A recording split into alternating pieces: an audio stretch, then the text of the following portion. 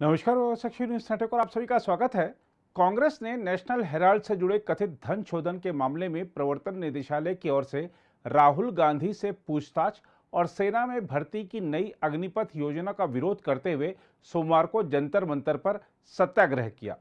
सत्याग्रह में राजस्थान के मुख्यमंत्री अशोक गहलोत, छत्तीसगढ़ के मुख्यमंत्री भूपेश बघेल, कांग्रेस के संगठन महासचिव केसी वेणुगोपाल और पार्टी के कई अन्य वरिष्ठ नेता और कार्यकर्ता शामिल हुए। अशोक गहलोत ने सत्याग्रह को संबोधित करते हुए कहा कि हमारी ये विचारधारा की लड़ाई है। उन्होंने कहा कि हमारी बीजेपी और मोदी से कोई व्यक्तिगत दुश्मनी नहीं है, वो हमें दुश्मन मानते हैं। उन्होंने कहा कि कांग्रेस मुक्त भारत बनाना चाहते हैं बीजेपी वाले, लेकिन आप लोगों के बाप दादा आ जाएंगे तो भी कांग्रेस मुक्त भारत नहीं बनने वाला है। हम गांधी जी के विचारों के आधार पर खाली सत्याग्रह कर रहे हैं, अरेस्ट दे रहे हैं, धरना दे रहे हैं, अपनी बात कह रहे हैं। उल्टा हो रहा है इस राज के अंदर, मोदी जी के राज में उल्टा हो रहा है कि पुलिस अत्याचार कर रही है ऊपर का आदेश से। पुलिस नहीं चाहती है कि हम कोई मिसबिहेव करें। ऐसा माहौल बना दिया गया है कि जो व्यवहार किया गया और तो और हमारे यूथ कांग्रेस अध्यक्ष को घसीटा गया, महिला कांग्रेस अध्यक्ष को मिसबिहेव किया गया, क्या क्या नहीं किया गया। और तो और हमारा जो हेडक्वार्टर है, पवित्र हेडक्वार्टर 24 अकबर रोड, जिसकी पहचान पूरे देश के अंदर है, उसके अंदर पुलिस घुस गई दरवाजा तोड़ करके, मीडिया को ही पीट करके बाहर निकाला, हमारे कार्यकर्ताओं को पीट के बाहर निकाला। इतिहास में आज तक कभी नहीं होगा। मैंने मीडिया के साथियों को कहा, सरकार ने अलग अलग प्रदेशों के अंदर अलग अलग पार्टियों की है, क्या वो भी अगर बीजेपी के दफ्तर जो है वहाँ पर राज्यों में जो व्यवहार आपने दिल्ली में किया है, अगर वो व्यवहार करने लग जाए तो क्या स्थिति बनेगी। ये लोग फासिस्ट ही हैं। जिंदगी में कभी इन्होंने लोकतंत्र में यकीन नहीं किया। मोदी जी हो, अमित शाह जी हो, पूरा इनका कुनबा हो, ये खाली लोकतंत्र का मुखौटा पहन के राजनीति कर रहे हैं। इनका कोई संबंध लोकतंत्र से नहीं है, वरना ये हरकतें कभी नहीं करते। राहुल गांधी को कभी नहीं बुलाते ईडी के अंदर, सोनिया गांधी जी को नोटिस देने की हिम्मत इनकी कभी नहीं होती, क्योंकि इनका विश्वास लोकतंत्र में नहीं है। हमारे वक्त में जो आरोप लगते थे, मुख्यमंत्री पे लग गए, मुख्यमंत्री का इस्तीफा। कांग्रेस लोग सोचते थे कि जब मीडिया में कोई इश्यू बन गया है, पब्लिक में इश्यू बन गया है, तो पब्लिक क्या कहेगी, लोग क्या कहेंगे। लोग हमारे माई बाप होते हैं। और सीधा इस्तीफा मुख्यमंत्रियों का, रेल मंत्री का, कानून मंत्री का, गृह मंत्री का, ये होता है लोकतंत्र की मूल भावना। और ये इतने बेशरम लोगों से राज कर रहे हैं, इनको कोई मतलब नहीं कि लोग क्या कहेंगे। खाली ध्रुवीकरण करके हिंदू के नाम पे, मुस्लिम के नाम पे आप राजनीति कर रहे हो। इस देश को कहाँ ले जाना चाहते हो। बीजेपी और एनडीए गवर्नमेंट घबरा गई। ये जो तमाशे हो रहे हैं आपको, राहुल गांधी को नोटिस, 4 दिन लगातार पूछताछ, सोनिया गांधी को नोटिस, कि सोनिया गांधी जी तो अभी भर्ती अस्पताल में, इनको शर्म भी नहीं आती है। अगर प्रधानमंत्री जी फोन कर देते सोनिया गांधी को तभी पूछने के लिए, तो उनका क्या बिगड़ता। आप तो उल्टा पूछने के बजाय उनको नोटिस दे रहे हो। आप ईडी में हाजिर होइए। आप शर्म आने की बात है। क्या जा रहा देश, कहाँ जा रहा है। इस देश में जो माहौल बन गया है, किसी को नहीं मालूम ये देश किस दिशा में जा रहा है, किस दिशा में जाएगा, किसी को नहीं मालूम। इतना भयंकर असंतोष है, हिंसा का माहौल है, तनाव का माहौल है। ये लोकतंत्र के लिए शुभ संकेत नहीं है। ये हमारी लड़ाई विचारधारा की है। कोई बीजेपी से या मोदी जी से, किसी से कोई व्यक्तिगत दुश्मनी नहीं है, हमारी दुश्मनी नहीं है। वो हमें दुश्मन मानते हैं। कांग्रेस मुक्त भारत बना देंगे। अरे आप लोगों के बाप दादा आ जाएंगे तो कांग्रेस मुक्त भारत नहीं बनने वाला है। वहीं सत्याग्रह को संबोधित करते हुए छत्तीसगढ़ के मुख्यमंत्री भूपेश बघेल ने कहा कि आज नौजवानों का भविष्य खतरे में है। उन्होंने कहा कि देश की सीमाएं और हमारी सुरक्षा खतरे में है। वो कहते हैं कि आओ अग्निवीर और भरी जवानी में रिटायर हो जाओगे तो हमारे यहाँ चौकीदारी करना। बघेल ने कहा कि ये सबको चौकीदार बनाना चाहते हैं।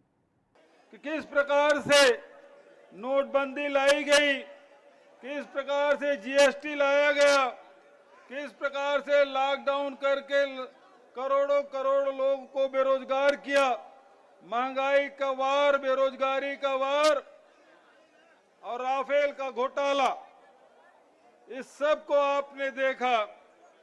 और साथियों, चाहे बेरोजगारी का मुद्दा हो, महंगाई का मुद्दा हो, चाहे कोई भी देश का ज्वलंत मुद्दा हो, एक व्यक्ति कोई आवाज उठा रहे हैं, वो श्री राहुल गांधी जी हैं। और यही कारण है कि राहुल गांधी जी की आवाज ये बंद करना चाहते हैं, कांग्रेस को कमजोर करना चाहते हैं। और इसीलिए आज ईडी के माध्यम से राहुल गांधी जी को बदनाम करने की कोशिश कर रहे हैं। आखिर आज चौथा दिन है, देश जानना चाहता है कि हो क्या रहा है। ये ईडी में राहुल जी की बुलाया क्यों गया? वो नेशनल हेराल्ड जिसकी स्थापना पंडित जवाहरलाल नेहरू, सरदार वल्लभ भाई पटेल, महर्षि टंडन, रफी अहमद किदवई, इन सब ने मिलकर स्थापना की थी। और देश की आजादी की लड़ाई में नेशनल हेराल्ड का बहुत बड़ा भूमिका रहा है। ऐसे अखबार जिसके आजादी की लड़ाई में भूमिका रही, वो अखबार आर्थिक रूप से कमजोर हो चुका था, कर्जे में लग चुका था।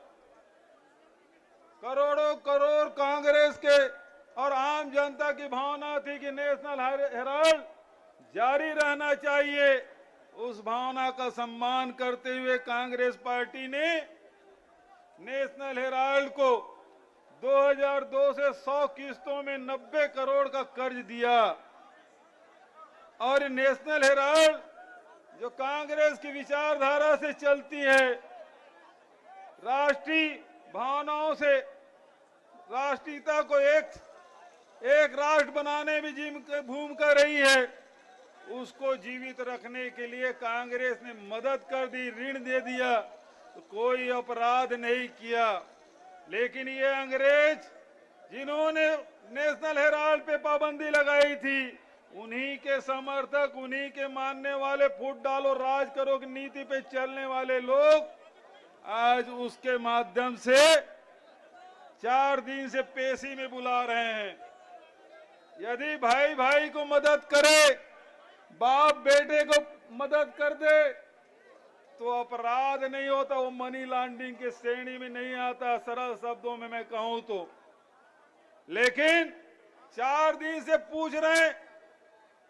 मैं तो ये मांग करता हूं ईडी से और केंद्र सरकार से, क्योंकि लगातार उनके मंत्री ईडी क्या पूछ रही इसके बारे में वो जनता से बता रहे हैं। मैं तो सीधा कहता हूं ईडी कार्यालय में कैमरा लगा दिया जाए और उसका लिंक सभी मीडिया हाउस को दे दिया जाए, पूरा देश देखे कि ईडी पूछ क्या रही है और राहुल जी जवाब क्या दे रहे हैं।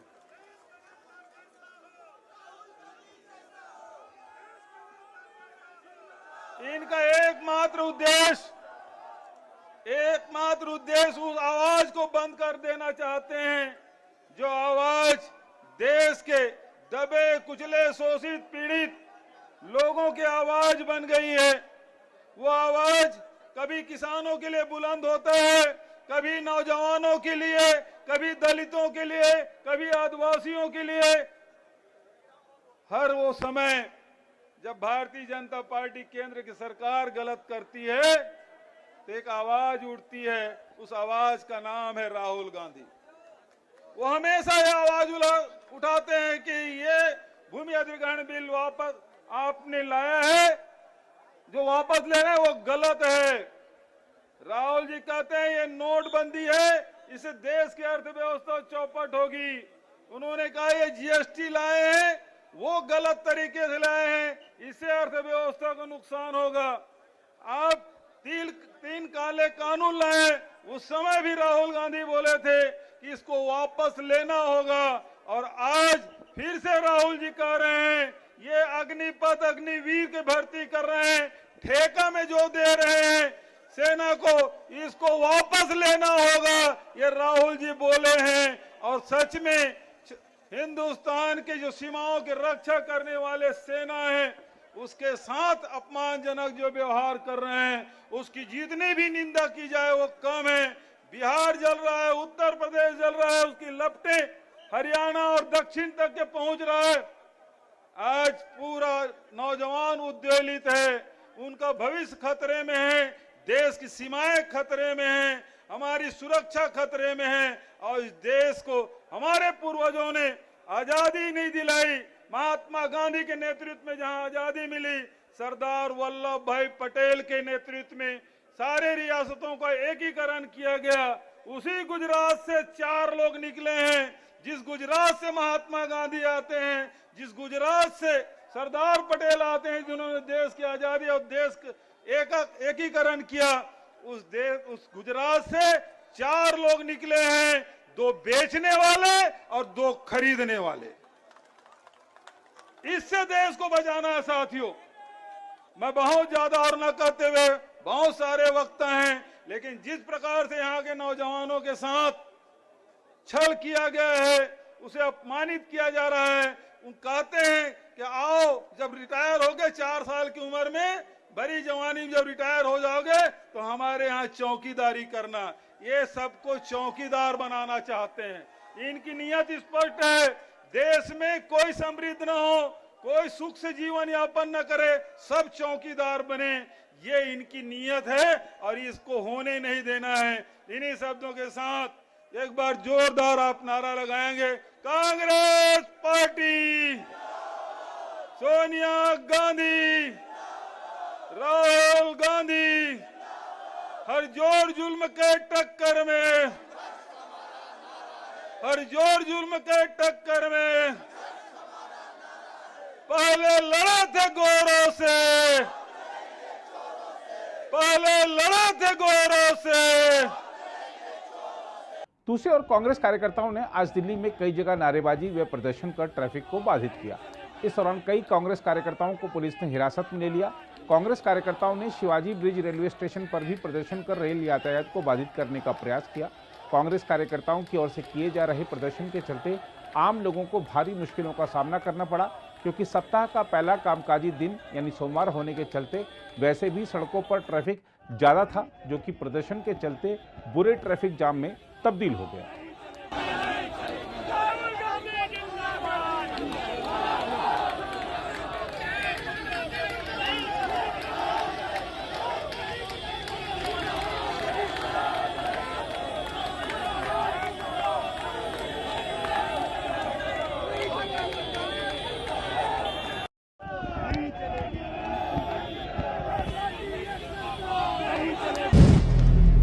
अगर आप भी लेना चाहते हैं देश दुनिया की तमाम जानकारी, तो आज ही सब्सक्राइब करें हमारे चैनल को। साथ ही नीचे दिए बेल आइकन को जरूर दबाएं ताकि हर अपडेट आप तक पहुंच सके।